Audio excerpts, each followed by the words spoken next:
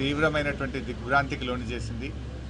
ముఖ్యంగా వారి మృతి యావత్ తెలుగు ప్రజలకు మొత్తం దేశానికి కూడా ఒక తీరని లోటుగా మనం చెప్పుకోవచ్చు.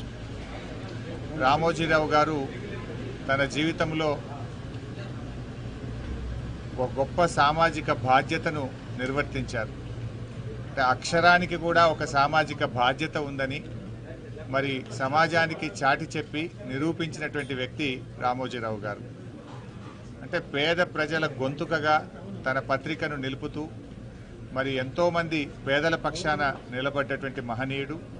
ఇలా పత్రికా రంగంలో మీడియాలో తనకంటూ ఈ రాష్ట్రంలోనే కాదు దేశ విదేశాల్లో ఒక ప్రత్యేకమైన స్థానాన్ని సంపాదించుకున్నటువంటి వ్యక్తి రామోజీరావు గారు.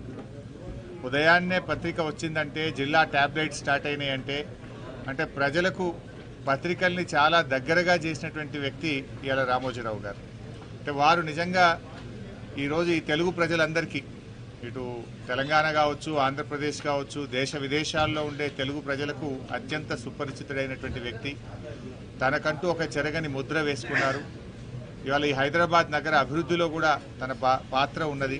ఇంత గొప్ప ఫిలిం సిటీని నిర్మించడం, ఈ ప్రాంత అభివృద్ధిలో తాను కూడా భాగస్వామ్యమైనటువంటి వ్యక్తి. మరి అలాంటి గొప్ప వ్యక్తి ఈరోజు మన మధ్య లేకపోవడం చాలా బాధాకరం. వారి కుటుంబ సభ్యులకు, వారి సన్నిహితులకు, వారందరికీ కూడా మా ప్రగాఢమైనటువంటి సానుభూతిని తెలియజేస్తూ మరి తప్పకుండా వారి పేరు, వారు చేసినటువంటి మంచి కార్యక్రమాలు ఇంకా కొనసాగాలని, ప్రజలకు అందాలని కూడా కోరుకుంటున్నాం. తెలుగు భాష అభివృద్ధి పైన కూడా తెలుగు భాష నిలబడాలని, తెలుగు భాష 10 కాలాల పాటు ప్రజలందరికీ ఇది నిలబడే విధంగా ఉండే విధంగా కూడా ఆయన ఎంతో కృషి చేసినారు. తెలుగు భాష మీద ఆయనకు ఎంతో మక్కువ ఉండేది. ఈ భాష పరిరక్షణ కోసం కూడా ఆయన చేసినటువంటి కృషిని కూడా ఈ సందర్భంగా గుర్తు చేసుకుంటాం.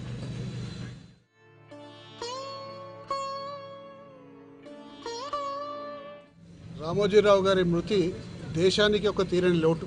ఎందుకంటే పత్రికా రంగంలో మరి ఇప్పుడే పెద్దలు చెప్పినట్టు అక్షర బాధ్యత తీసుకొని అక్షరానికి కూడా ఒక అర్థం ఉంటుంది, అక్షరానికి కూడా ప్రజల యొక్క కష్ట సుఖాల్లో పాల్పంచుకుంటారని చెప్పే ఉద్దేశంతో ఎన్నో రకాల స్కామ్లను వెలికితీసి ప్రజల పక్షాన నిలబడి ప్రజల పక్షాన పోరాడి ప్రజలకు న్యాయం చేసిన మనిషి రామోజీరావు గారు.